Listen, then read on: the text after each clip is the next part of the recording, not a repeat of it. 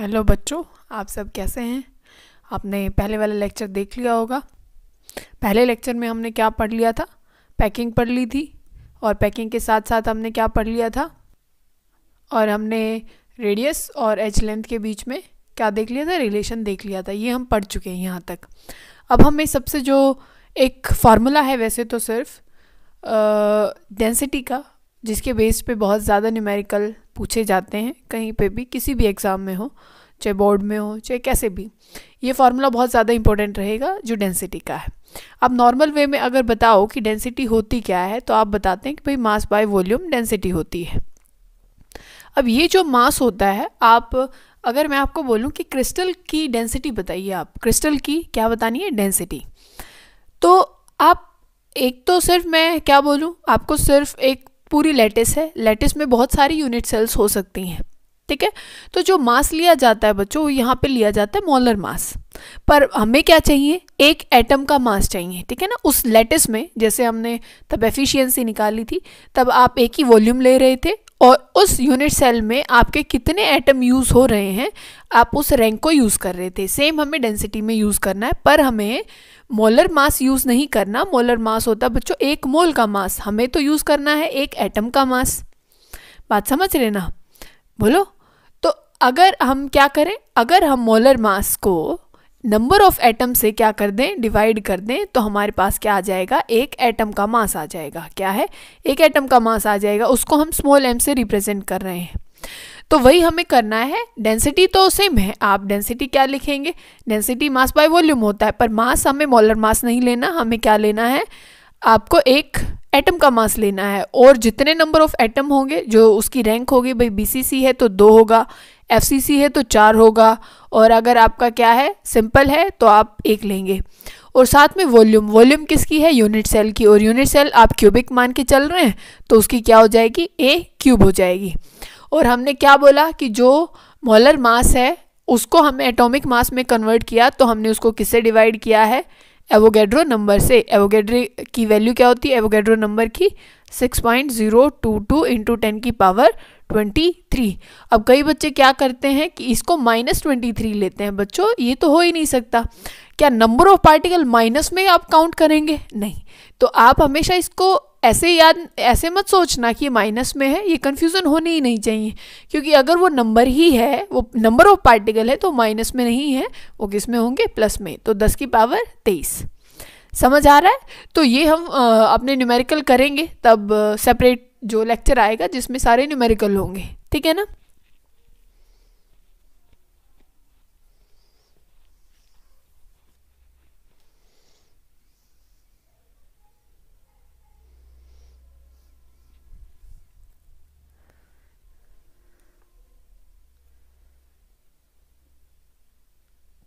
क्या बोलते हैं हम उसको? Radius ratio rule. Radius ratio rule. अब वो क्या होता है? रेडियस रेशो जो होती है वो किसके बराबर होती है? Cation by anion. किसके? Cation by anion. कैटायन का साइज बाय में, मतलब कैटायन का रेडियस बाय में एनायन का रेडियस। अब मुझे ये बताइए कि सबसे छोटा, मतलब जो छोटा होता है, कैटायन होता है कि एनायन होता है? कैटायन होता है। क्यों होता है? अब आपको एक तो मैं बोलूँ कि सोडियम है। सोडियम आप क्या लेते हैं भाई? वो 2 है, उसमें 8 इलेक्ट्रॉन है, फिर 1 इलेक्ट्रॉन है, ठीक है। तो आप क्या, एक शेल है भाई, दूसरी है और ये तीसरी है, सेंटर में आपका क्या है? न्यूक्लियस है। ऐसा ही। तो आपने क्या किया कि अगर आप क्या कर देते हैं, एक इलेक्ट्रॉन यहाँ से, मतलब एक में 2 आ गए, एक में 8 आ गया, और एक में 1 इलेक्ट्रॉन, अगर 1 इलेक्ट्रॉन को बाहर निकाल देते हैं तो 2 और 8 बचता है। बचता है कि नहीं बचता?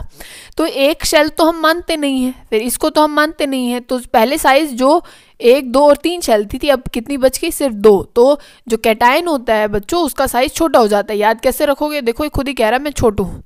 बोल रहा है कि नहीं बोल रहा? हाँ। तो जो वैसे आपने समझ लिया है। तो कैटायन क्या होता है? छोटे साइज का होता है। और एनायन क्या होता है? बड़ा होता है, क्योंकि एनायन में इलेक्ट्रॉन एंटर करता है। एनायन नेगेटिव चार्ज होता है और कैटायन पॉजिटिव चार्ज होता है। अभी हम पढ़ क्यों रहे हैं? अब वो देखो, आपको ये देखना है, आपके पास लैटिस है, आपने लैटिस बनाई, आपको अब ये डिसाइड करना है कि भाई वॉइड में कौन जाने वाला है। और जो आपका जैसे सिंपल क्यूबिक लैटिस है, तो भाई कॉर्नर पे कौन जाएगा, और जो उसमें वॉइड बनने वाले हैं उसमें कौन जाएगा। अब वॉइड होता है, एक तो भाई यहाँ पे पूरा स्पेस है, एक तो कोई चीज़ यहाँ आए और एक जो वॉइड बचता है, जो स्पेस बचता है, वो कम साइज़ का होता है कंपैरिजन टू जो पूरा एरिया है। अब आपने ऐसे ऐसे बॉल रखी थी, ऐसे बॉल रखी थी, तो जो ये स्पेस बचता है इसको हम वॉइड बोल रहे थे। तो इनके कंपैरिजन में ये साइज़ तो बहुत छोटा है। अब हमें ये डिसाइड करना है कि वॉइड में कौन जाने वाला है, कैटाइन जाएगा कि एनायन। अभी तो हमने बात कर ली कि कैटाइन तो छोटा होता है और कैटाइन फिर कहाँ जाने वाला है, वॉइड में जाने वाला है। और जो एनायन है वो लैटिस पॉइंट पे, इनको बोलते हैं हम लैटिस पॉइंट, और ये है वॉइड। तो वॉइड में तो जाएगा कैटाइन और लैटिस पॉइंट पे आएगा बच्चों एनायन। इतनी बात समझ में आती है। अब एक बात देखो, अगर आप क्या करते हैं, कैटाइन बाय एनायन आपने किया, आपको भाई Na पॉजिटिव का रेडियस देंगे, Cl नेगेटिव का देंगे, आप उसको डिवाइड तो कर ही सकते हैं क्योंकि इसकी वैल्यू भी देंगे और एनायन की वैल्यू भी देंगे, आप डिवाइड करके लाएंगे। तो बच्चों इनको डिवाइड करते हैं तो कोई ना कोई वैल्यू तो आएगी। अगर वो वैल्यू आपका इस रेंज में आता है, मतलब 0.155 से लेके 0.225 तक, मतलब इनको डिवाइड करने के बाद अगर वो इस रेंज में आता है, मतलब वॉइड बनाएंगे। वो कैसा वॉइड बनता है वहाँ पे, वहाँ बनता है ट्राइगोनल, मतलब जो हमने ट्रायंगुलर जो वॉइड बनाया था ऐसा वो वॉइड बनेगा अगर आपका ऐसा आंसर आता है तो। और कैटाइन ही जाएगा क्योंकि कैटाइन का साइज़ क्या है, छोटा है, तो वो किस में जाएगा, ट्रायंगुलर में। और 0.225 से मतलब इनको डिवाइड करके अगर आपका आंसर, मतलब कैटाइन बाय एनायन डिवाइड करके अगर आपका ऐसा आंसर आता है तो जो वॉइड बनता है वो कैसा बनता है, टेट्राहेड्रल वॉइड आता है। वो कैसा वॉइड बनेगा, टेट्राहेड्रल। और 0.414 से 0.732 तक अगर आता है तो वो ऑक्टाहेड्रल वॉइड आता है। और कैटाइन किस में जाएगा, फिर ऑक्टाहेड्रल वॉइड में। अगर इससे ऊपर आता है, 1 तक आता है, तो वो किस में जाएगा, जो सिंपल क्यूबिक लैटिस अपनी है, ठीक है ना। जो सिंपल क्यूबिक लैटिस है भाई, हमने सारे कोनों पे, मतलब आप अपने रूम को एक बार देखिए और सारे कॉर्नर्स पे अगर आइटम रखे हैं तो, और उनको आपको बिल्कुल मतलब कैसे रखना होगा कि इसके बिल्कुल साथ अटैच करके, तो जो वहाँ पे जो वॉइड क्रिएट होता है वो इस रेडियस के मतलब ऐसी उसकी वैल्यू आएगी, तब भी आप उसको डिवाइड करते हैं, ठीक है ना, मतलब कैटाइन बाय एनायन। अब बच्चों जितनी ज़्यादा वैल्यू होती है वो उतना ज़्यादा स्टेबल होता है, जितनी ज़्यादा वैल्यू होती है उतना ज़्यादा स्टेबल होता है। अब ट्रायंगुलर क्यों बना, मान लीजिए आपका कैटाइन छोटा है, तो आप कैटाइन छोटा है तो इसको कितने एनायन घेर पाएंगे, बहुत कम। और अगर आपका कैटाइन बहुत ज़्यादा बड़ा है तो आप देखो ना कितने ज़्यादा एनायन इसके चारों ओर आ जाएंगे। इस बात को समझ रहे हो कि नहीं समझ रहे हो, है ना। मतलब एक तो सर्कल बहुत बड़ा हो जाए तो कितने ज़्यादा लोग वहाँ पे आ सकते हैं, एक बहुत छोटा सा हो तो कितने ज़्यादा लोग खड़े हो जाएंगे, कितने ही नहीं। तो इसी वजह से जितना ज़्यादा रेडियस आप मतलब कैटाइन बाय एनायन आता है उतना ज़्यादा स्टेबल होता है। और अगर मान लो एक से ज़्यादा वैल्यूज आ जाएं बच्चों, एक से ज़्यादा वैल्यू आ जाए, ठीक है, उसमें क्या होता है, जो कैटाइन और एनायन है, जो कैटाइन और क्या है, एनायन है, उनका साइज अब बराबर है। अब यूं डिसाइड नहीं हो सकता कि भाई कौन कैटाइन वॉइड में जाएगा, ऐसा नहीं हो सकता क्योंकि अब रेशो कहाँ है, 1:1 हो चुकी है। 1 मतलब अब दोनों बराबर हैं, कैटाइन छोटा नहीं रहा, मतलब ऊपर भी 6 है नीचे भी 6 है, तो दोनों का आंसर क्या आ जाएगा, 1 आ जाएगा, मतलब अब दोनों बराबर हैं। अब आप ये नहीं कह सकते कि भाई कैटाइन तो छोटा है और वो जाके किस में जाएगा, वॉइड में जाएगा, नहीं। अब क्या है, दोनों का साइज क्या हो गया बच्चों, बराबर हो गया, तो अब वो वॉइड में ना जा करके अब वो लैटिस पे ही जाएंगे दोनों चीज़ें, कैटाइन भी और एनायन भी, ठीक है ना। तो ये आपको ये याद रखनी है कि कौन से उसमें पहले ट्रायगोनल आता है, फिर टीडी आता है, फिर ऑक्टाहेड्रल आता है, फिर सिंपल क्यूबिक में, और उसके बाद हम ये नहीं बता सकते कि। अब बच्चों हमें जो नेक्स्ट टॉपिक स्टार्ट करना है वो है डिफेक्ट्स। डिफेक्ट्स क्या होते हैं। अब डिफेक्ट का मतलब क्या होता है, या इम्परफेक्शन का मतलब क्या होता है। आप नॉर्मल हैं, एक आपकी हड्डी पसली कोई तोड़ जाए तो आप क्या कहेंगे, भाई इसमें तो डिफेक्ट आ गया है, या आपके दांत बिल्कुल परफेक्ट हैं, ठीक है, आपकी बत्ती से बिल्कुल ठीक है, और उनको कोई तोड़ दे अब, ठीक है, तो क्या कहेंगे, भाई इसमें तो डिफेक्ट आ गया है। तो कहीं भी इम्परफेक्शन आ जाना, नॉर्मल जो चीज़ है उससे डिफरेंट कुछ हो जाना, ज़्यादा भी हो जाए, कहीं आपने देखा ज़्यादा दांत निकल आते हैं, ठीक है ना, तो वो भी इम्परफेक्शन है। कम होना वही डिफेक्ट नहीं है, ज़्यादा हो जाएगा वो भी डिफेक्ट ही होता है। तो वही हमें अब लैटिसेस में पढ़ना है कि डिफेक्ट कैसे, क्या लैटिस में आ सकते हैं कि नहीं आ सकते हैं। आपने कई बार नमक को देखा होगा, चीनी को देखा होगा, उनमें बोलते हैं भाई इनमें अभी इम्प्योरिटी है, इसी वजह से इसका कलर, कई बार आपने चीनी देखी होगी येलो कलर की आ जाती है, तो उसमें क्या है भाई, अभी इनमें इम्प्योरिटी है, फिर उसको बिल्कुल प्योरीफाई करके वो वाइट क्रिस्टल। एक होता है बच्चों स्टोकियोमेट्रिक डिफेक्ट, एक क्या स्टोकियोमेट्रिक डिफेक्ट होता है, एक इम्प्योरिटी डिफेक्ट होता है, एक नॉन स्टोकियोमेट्रिक। बच्चों स्टोकियोमेट्रिक का मतलब क्या होता है? स्टोकियोमेट्रिक का मतलब है नंबर से या रेशो से। आपका जो नंबर है, आपका नहीं मतलब जो लैटिस है उसमें जो एटम्स होंगे उनका जो रेशो है नंबर का वो बराबर होना चाहिए। तो बच्चों स्टोकियोमेट्री का मतलब है नंबर से, कि नंबर ऑफ एटम जो है उनकी रेशो ठीक है, बराबर है कि नहीं बराबर है। जैसे कि नंबर ऑफ कैटायन और एनायन अगर बराबर होते हैं, उनकी रेशो अगर बराबर है, भाई पहले कितने थे टोटल, भाई 5 कैटायन हैं और 5 हैं कितने एनायन हैं। इतनी बात समझ में आई? तो पहले भी रेशो क्या थी, 1/1 थी। फिर क्या हो गई भाई, एक कैटायन बाहर चला गया और एक एनायन बाहर चला गया, तो अब कितने बचे, 4, और कैटायन भी 4 बचे और एनायन भी 4 बचे, तो रेशो अभी भी क्या है, 1 है।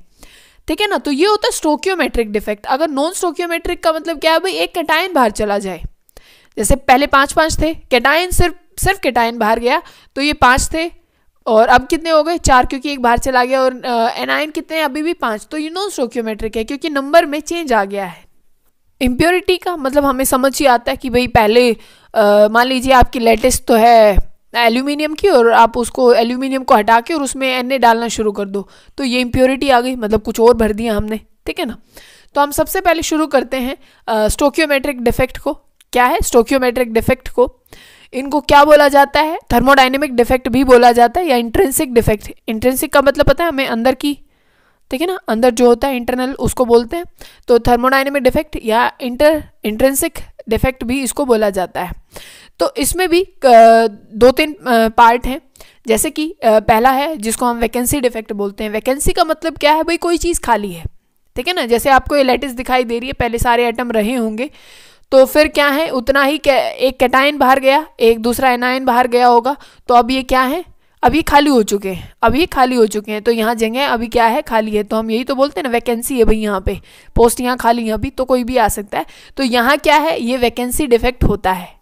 बात समझे कि लैटिस जितनी भरी होनी चाहिए थी उतनी नहीं है। मतलब आपके पास मिठाई का डिब्बा था, पहले बिल्कुल भरा हुआ था, उसमें से कोई 2-3 निकाल गया, तो आप क्या कहेंगे, भाई मेरी मिठाई के डिब्बे में तो वैकेंसी डिफेक्ट आ गया, कोई निकाल के भाग चुका है। फिर कौन सा डिफेक्ट है बच्चों, इंटरस्टिशियल डिफेक्ट।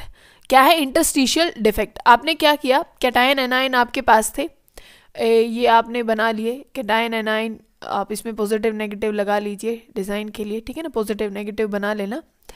अब यहाँ क्या है बच्चों कि फ्रैंकल, तो देखो नाम में ये कि भाई मैं बड़ा फ्रैंक हूँ, तो करता क्या, उसको अपनी जगह, कई बच्चों को होता है ना अपनी जगह नहीं सुहाती, उसको दूसरे के पास उसकी सीट ज़्यादा अच्छी लगती है, नहीं मुझे तो उधर जाना है।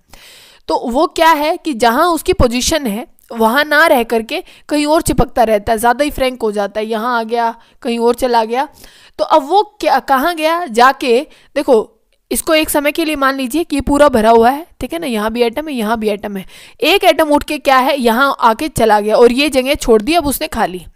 ठीक है, यहाँ था, यहाँ उठ के आ गया, तो इसको बोलते हैं फ्रैंकल डिफेक्ट। क्या बोलते हैं, फ्रैंकल डिफेक्ट, कि उठ के अपनी पोजीशन से कहीं बीच में इंटरस्टिशियल साइट पे आ गया, तो यही क्या है, फ्रैंकल डिफेक्ट बोला जाता है। कौन सा डिफेक्ट बोला जाता है, फ्रैंकल डिफेक्ट।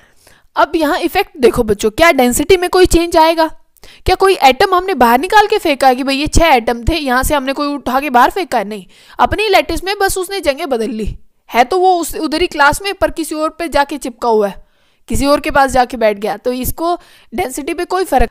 अच्छा, अब यहाँ पे क्या न्यूट्रलिटी पे कोई फर्क आया, कोई कैटायन एनायन बाहर गया, नहीं गया, तो जितने कैटायन यहाँ हैं उतने एनायन भी हैं यहाँ पे, ठीक है, 3 कैटायन भी हैं, 3 एनायन भी हैं, तो न्यूट्रल है, क्योंकि जितने पॉजिटिव उतने ही नेगेटिव है ना, तो न्यूट्रलिटी पे कोई फर्क आया और ना ही डेंसिटी पे कोई फर्क आया।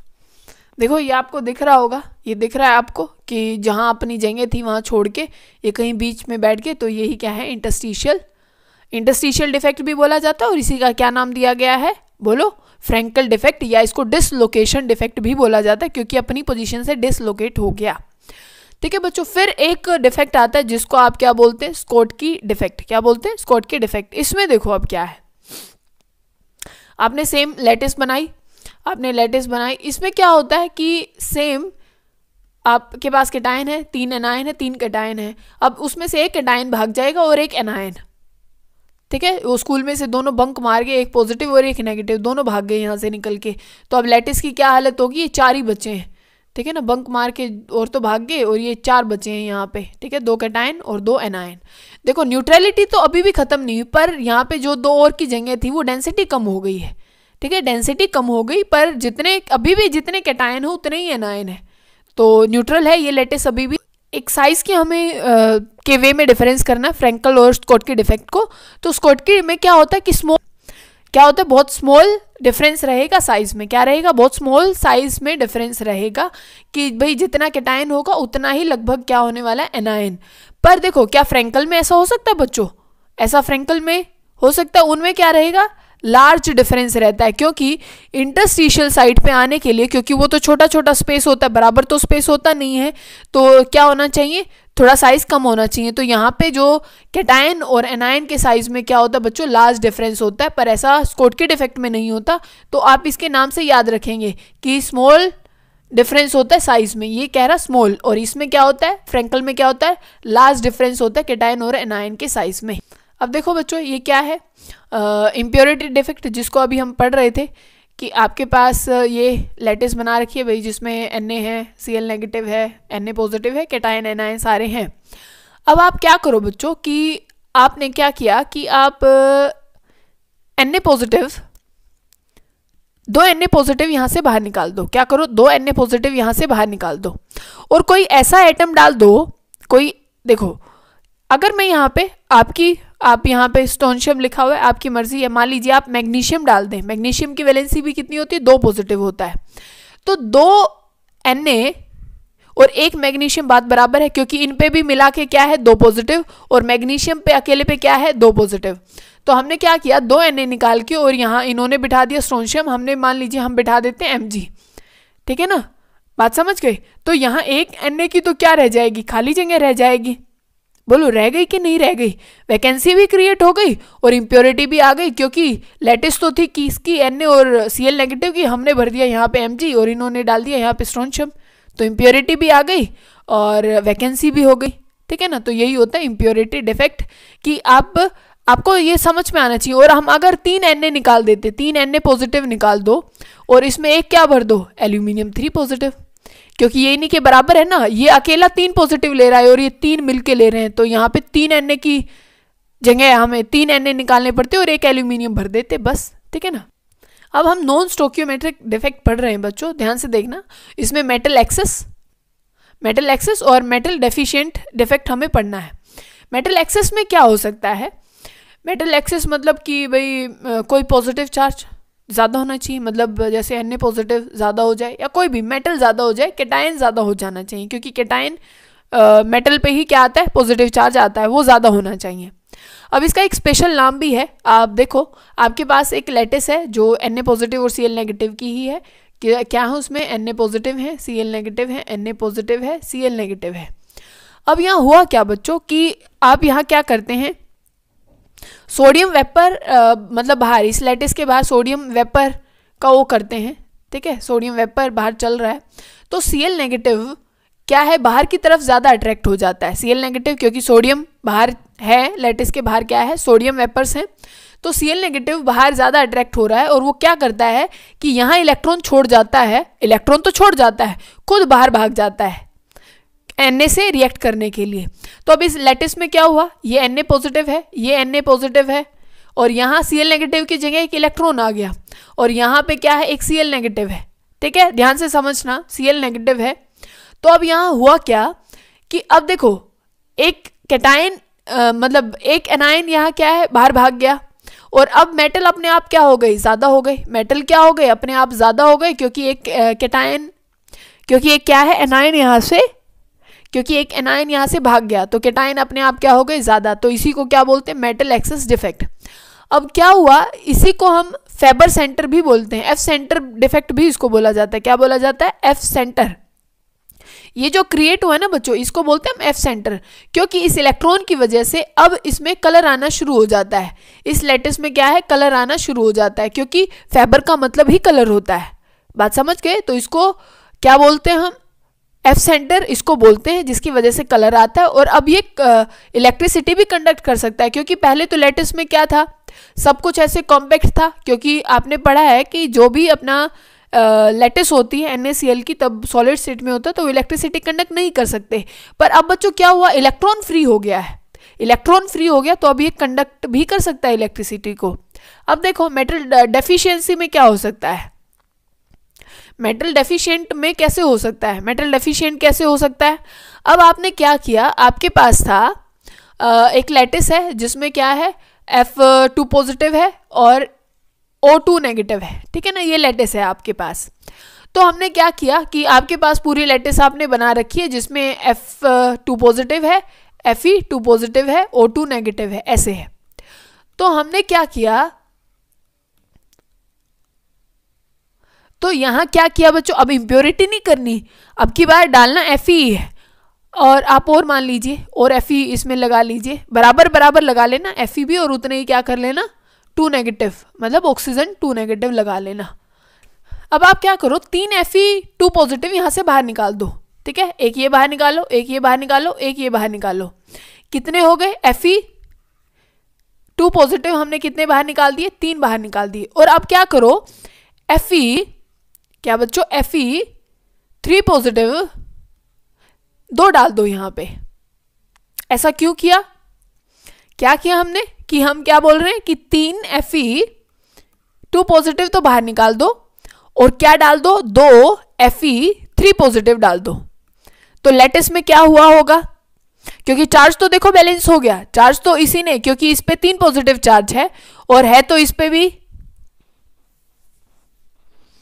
चार्ज, तो क्या हो गया बच्चों, बैलेंस हो गया। क्योंकि हमने कितना चार्ज बाहर निकाला, एक बार ध्यान से देखो, क्योंकि एक Fe पे 2 पॉजिटिव है, तो 3 Fe पे कितना हो जाएगा, 6 पॉजिटिव हो जाएगा, ठीक है। और ये हम कितना डाल रहे हैं, एक Fe पे 3 पॉजिटिव है, तो 2 पे कितना हो जाएगा, 6 पॉजिटिव हो जाएगा।